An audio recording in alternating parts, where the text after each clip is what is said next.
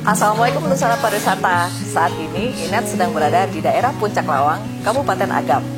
Nah, Nusana penasaran kan bagaimana proses pembuatan gula tebu khas Puncak Lawang yang diproses secara tradisional? Yuk ikuti terus.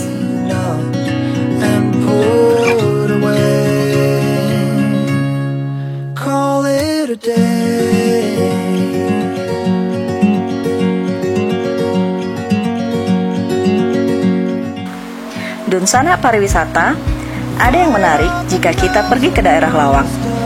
Di sini, kita bisa menjumpai kilang tebu khas Nagari Lawang yang letaknya persis di pinggir jalan. Nah, uniknya, kilang tebu ini masih menggunakan cara tradisional dalam mengolah tebu menjadi gula merah, khususnya dalam memeras air tebu yang menjadi bahan utama pembuatan gula merah.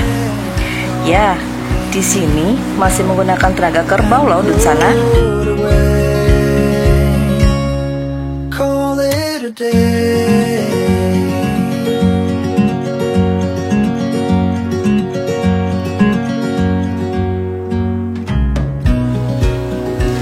Aksi kerbau dalam menjalankan mesin pemeras air tebu menjadi atraksi tersendiri bagi wisatawan yang datang ke sini. Selain melihat proses pembuatan gula merah secara langsung.